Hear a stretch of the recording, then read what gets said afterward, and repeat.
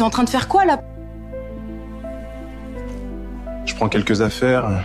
Je vais chez David quelques jours. Pardon. J'ai besoin de prendre du recul, Inès. Du recul, mon œil. T'es sérieux là? Très sérieux, Inès. Marcus, si tu sors de cette maison maintenant, je te préviens. Pendant 2 ans, Marcus avait reculé à chaque dispute. Mais ce matin-là, quelque chose avait changé. Et Inès le sentait sans encore vouloir l'accepter. Le jour où quelqu'un arrête d'avoir peur, l'équilibre entier d'une relation change. Il est parti, Sophia. Il a pris un sac et il est parti. Quoi, Fa? T'es vraiment sérieuse là? Il t'a quitté, vous, hein? Didi quelques jours chez David. Mais Sophia, il avait un regard. Il avait plus du tout le même regard. Écoute-moi, pleure pas. C'est lui qui part, c'est lui le problème. T'appelles pas. T'envoies pas de message. Tu le laisses partir. Sophia, est-ce que j'ai fait quelque chose de mal? Non. Absolument pas. C'est lui qui fuit ses responsabilités. Quand Marcus franchit la porte de l'appartement, Inès fait ce qu'elle a toujours fait. Elle appelle Sophia, parce que certaines personnes ne cherchent pas des réponses. Elles cherchent quelqu'un qui leur dira qu'elles ont raison. Sophia parlait avec certitude. Mais la certitude n'est pas toujours la vérité. Et pour la première fois, le doute entre dans la voix d'Inès. Alors c'est décidé. Oui, c'est décidé. Marcus, tu l'aimes encore? J'aime ce qu'elle aurait pu être, ce qu'on aurait pu être, mais ce qu'on est, non, ça fait longtemps que non. T'as pas échoué, Marcus. Quitter quelque chose qui te détruit, c'est pas échouer, c'est survivre. Certaines maisons ne guérissent pas les blessures, mais elles permettent au moins de respirer. Chez David et Amina, Marcus découvre quelque chose qu'il n'avait plus ressenti depuis longtemps. La paix. Comment tu vas, Inès, c'est moi? Comment tu vas vraiment? Je comprends pas. Je comprends pas comment on en est arrivé là. Inès, je vais te dire quelque chose et je veux que tu m'écoutes vraiment. Pas pour te blesser, parce que je t'aime. Vas-y. Cet homme, il s'est levé à 17h pendant 2 ans pour travailler la nuit. Il a payé les factures. Il t'a jamais manqué de respect.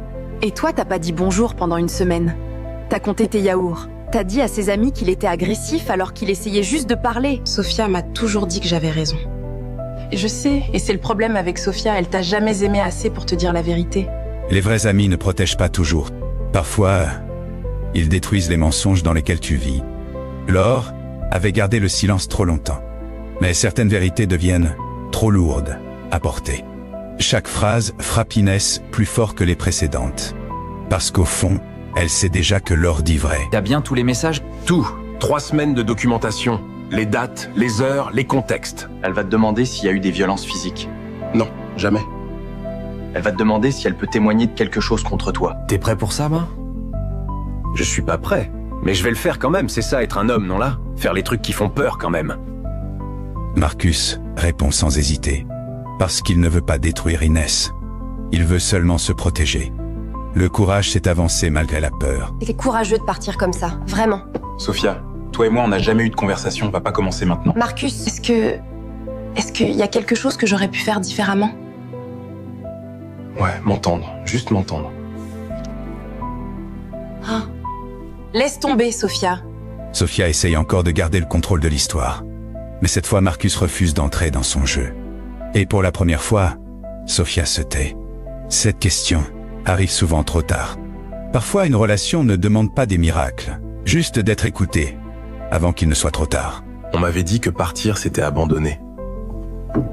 Personne m'avait dit que partir, ça pouvait aussi être respirer. Certaines personnes comprennent trop tard ce qu'elles avaient. Et certaines chaises vides deviennent plus lourdes que des présences entières.